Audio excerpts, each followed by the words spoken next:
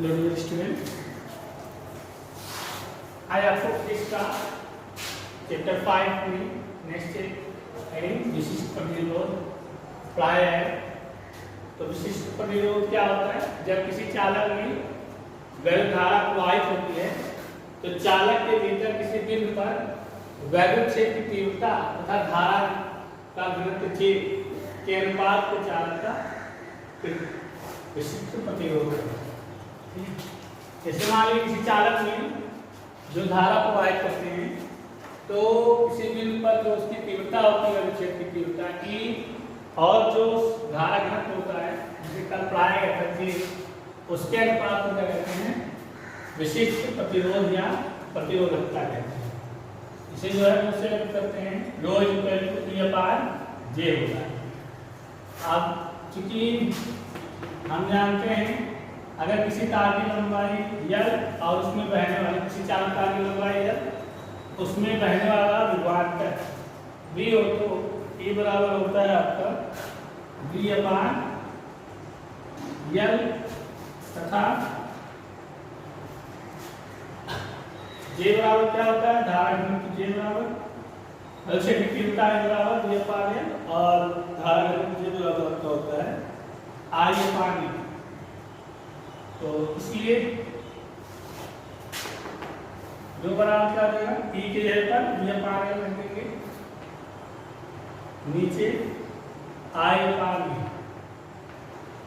इसका इससे इसका इससे, तो बराबर VA इंटू I/L।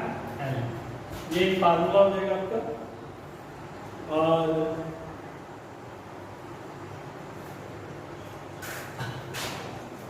R बराबर क्या होता है? या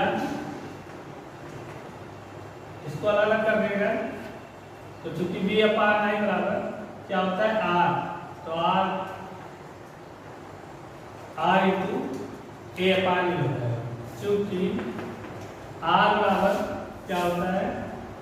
प्रतिरोध बराबर V/I होता है। ये आपको आगे से दिख रहा है, इसलिए V/I के पर R रख देगा और रो का मान क्या आ गया? R into A/H। तो ये है आपका जो है विशिष्ट प्रतिरोध का फार्मूला। एक बार फिर से लीजिए, विशिष्ट प्रतिरोध क्या होता है? जब किसी चालक में वैद्युत धारा प्रवाहित होती है तो चालक के भीतर किसी बिंदु पर वैद्युत क्षेत्र की तीव्रता E तथा धारा घनत्व J के अनुपात को क्या कहते हैं? प्रतिरोधकता या चालक प्रतिरोध जो है विशिष्ट प्रतिरोध कहते हैं। तो रो बराबर इसे रो से व्यक्त करते हैं ρ E/J। ये क्या होता है? जिस आप चालक तार में आवेश को प्रवाहित करते हैं और जिस वैद्युत क्षेत्र में रखा होता है E V/L के बराबर होता है, ठीक। और J का आपको धारा घनत्व बराबर पहले ही बताया गया I/V होता है। दोनों की वैल्यू जो है यहाँ रख दिया गया तो क्या होगा? L का I से क्या हो जाएगा और V का A से क्या हो जाएगा? तो V/I को लिख सकते हैं R, क्योंकि R जो प्रतिरोध होता है, जो प्रतिरोध होता है V/I, तो यहाँ R इंटू A/L हो जाएगा। तो ये आपका कंप्लीट हो गया विशिष्ट प्रतिरोध।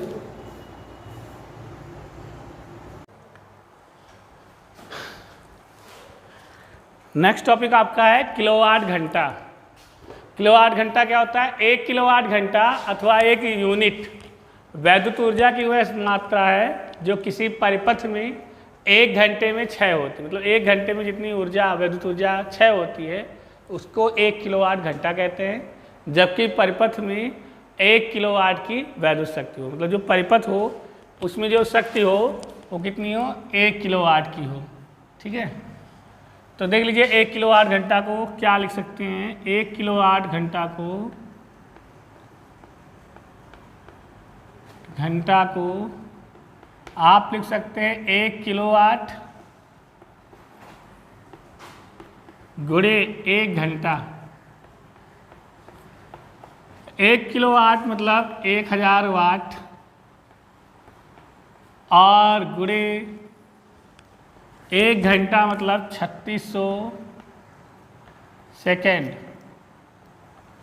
और इसको आप लिख सकते हैं 336 गुणे 1 2 2 जीरो इसमें और 3 जीरो इसमें, 10 के घात 6, 5 जीरो गए, और अगर दशमलव यहाँ लगा दें तो ये 10 के घात 6, ठीक, वाट सेकेंड हो जाएगा। और वाट सेकेंड को आप जूल भी कह सकते हैं, इसलिए 1 किलोवाट घंटा बराबर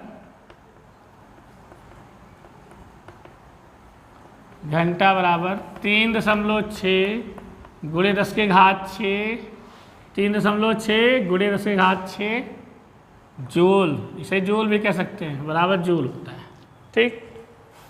अब यदि किसी परिपथ में V वोल्ट पर I एम्पियर विद्युत धारा T घंटे तक प्रवाहित हो, तब यदि किसी वैद्युत परिपथ में I एम्पियर धारा T सेकेंड तक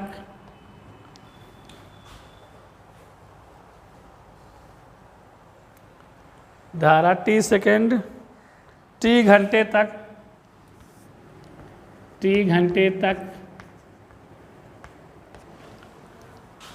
प्रवाहित हो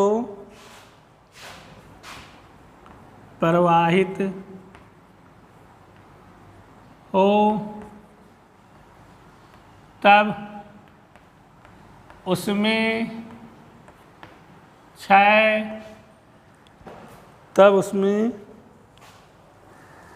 तब परिपथ में क्षय हुई वैद्युत ऊर्जा, तब परिपथ में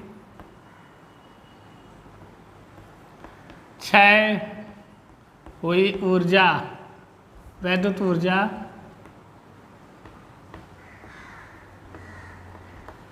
क्षय हुई वैद्युत ऊर्जा क्या हो जाएगी?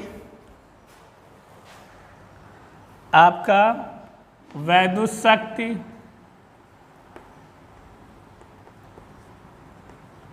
गुणे समय। तो वैद्युत शक्ति क्या होता है? विभवांतर गुणे I, जो धारा उसमें प्रवाहित हो रही है, ये आपका वाट में रहता है, इनटू समय कितना था? T घंटे, ठीक है। यही तो कह रहा है कि यदि किसी वैद्युत परिपथ में I एम्पियर की वैद्युत धारा T घंटे तक प्रवाहित हो, तब परिपथ में क्षय हुई वैद्युत ऊर्जा क्या हो जाएगी? वैद्युत शक्ति गुणे समय। इसको अगर आप किलोवाट में बदलें तो VI बटा 1000 किलोवाट में बदल जाएगा ये। और अगर आप गुणे T घंटे,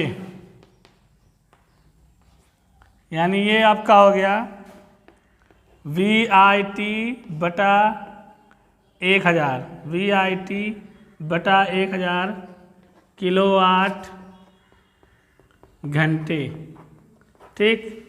इस तरह आप जो है जो क्षय ऊर्जा हुई उसका ये डिफिनीशन हो गया। इसको आप यूनिट भी कह सकते हैं, इतने यूनिट जो है ऊर्जा खर्च होती है, ठीक है। अगर आप चाहें, अगर आपको यूनिटों की संख्या निकालनी हो, अतः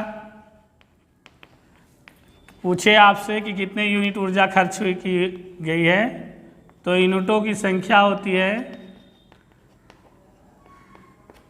कितने यूनिट आपने जो है वैद्युत ऊर्जा खर्च की है। तो इसको निकालने का तरीका होता है वोल्ट, जितना वोल्ट खर्च किया हो, फिर कितनी धारा प्रवाहित हो एम्पियर, और कितने घंटे वो चला हो गुणे घंटे बटा 1000। ये तरीका होता है यूनिटों की संख्या निकालने का। या आप ऐसे भी निकाल सकते हैं, वाट निकाल लें और कितने घंटे चला ये बटा 1000। इससे भी आप यूनिटों की संख्या निकाल सकते हैं। ये किलोवाट घंटा का डिफिनीशन अक्सर आता है शार्ट में, इसको आप लोग तैयार कर लीजिएगा।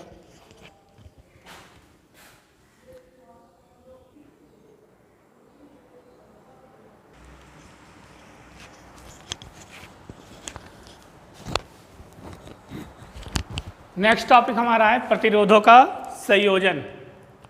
तो प्रतिरोधों का संयोजन दो प्रकार से होता है, एक होता है श्रेणी क्रम में संयोजन और एक होता है समांतर क्रम में संयोजन। श्रेणी क्रम के संयोजन में क्या होता है कि मान लीजिए प्रतिरोधों का जो है पहले प्रतिरोध का पहला सिरा जो है सेल से जोड़ देते हैं और उसके बाद उसका जो अगला सिरा होता है मतलब दूसरा सिरा होता है वो अगले प्रतिरोध से जोड़ते चले जाते हैं और जो अंतिम प्रतिरोध होता है उसका जो है दूसरा सिरा जो है सेल से जोड़ देते हैं। ठीक है, इस प्रकार के संयोजन में जो है इस पूरे प्रतिरोध में एक समान धारा बहती है और लेकिन जो विभवांतर होता है वो एक से एक मतलब जो है खंड में अलग अलग मान सकते हैं इसका। तो देख लीजिए, माना तीनों प्रतिरोध है हमारे पास, तीनों प्रतिरोध R1, R2, R3 में समान धारा I तथा इसके सिरों के बीच विभवांतर V1, V2 व V3 हैं। तब क्या होगा, तब जो V होगा A से D के बीच विभवांतर जो होगा वो V बराबर क्या होगा, V1 plus V2 plus V3। ठीक, परिभाषा से V बराबर क्या होता है, पहले लिख लीजिए, चूँकि V1 बराबर हमारा क्या हो जाएगा, V1 बराबर IR1, V2 बराबर क्या हो जाएगा IR2 और V3 बराबर क्या हो जाएगा IR3। तब बिंदु A व D के बीच विभवांतर मतलब पूरे परिपथ का जो विभवांतर होगा वो क्या होगा, V equal to V1 plus V2 plus V3। तो V1 की जगह पर IR1 plus IR2 plus IR3, सभी में I है, I कॉमन ले लीजिए तो R1 plus R2 plus R3। ठीक, अब V चूँकि V बराबर क्या होता है IR, इसलिए क्या हो जाएगा यहाँ V के जगह पर IR equal to I bracket में R1 plus R2 plus R3, दोनों तरफ I कैंसिल यानी R इक्वल टू क्या मिल गया R1 plus R2 plus R3। कहने का अर्थ ये है कि जो श्रेणी क्रम में प्रतिरोध होता है वो सभी प्रतिरोधों के योगफल के बराबर होता है, चाहे जितने प्रतिरोध जुड़ जाए लेकिन उनका जो मान होगा वो सभी प्रतिरोधों के मानों के योगफल के बराबर होगा।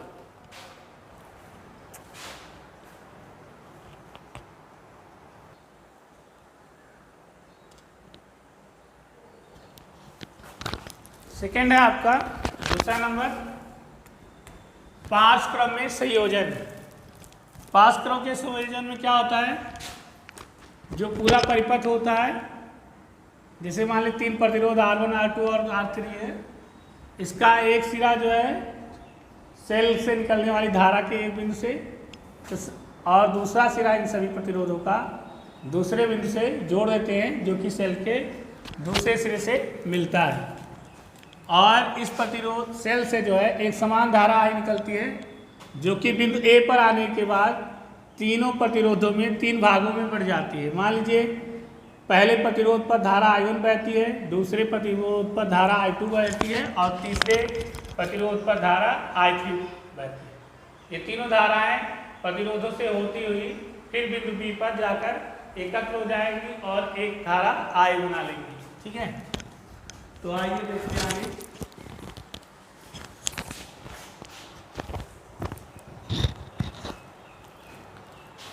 तो पार्श्व क्रम के संयोजन में जब दो या दो से अधिक प्रतिरोध इस प्रकार जोड़े जाते हैं कि उन सबके सिरे एक बिंदु से तथा दूसरे सिरे एक अन्य बिंदु से जुड़े हो तो इस संयोग को पार्श्व क्रम कहते हैं।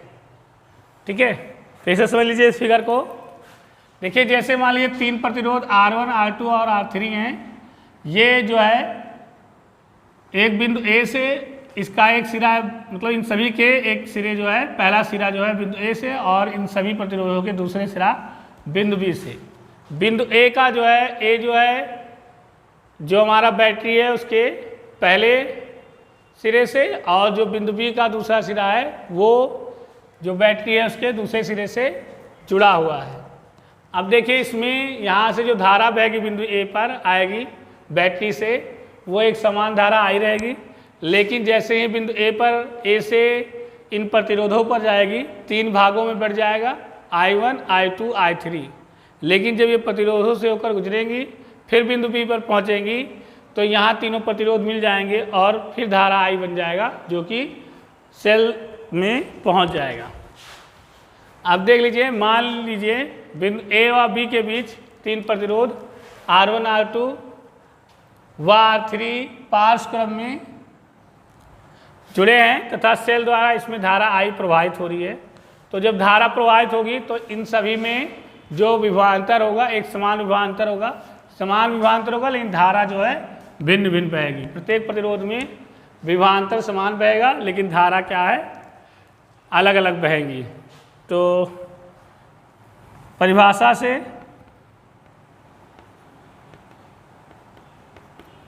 I1 बराबर क्या हो जाएगा, I बराबर होता है V/R। तो V/R1 की विभवांतर सभी में एक ही रहेगा। I2 बराबर V/R2 और I3 बराबर V/R3। ठीक, तो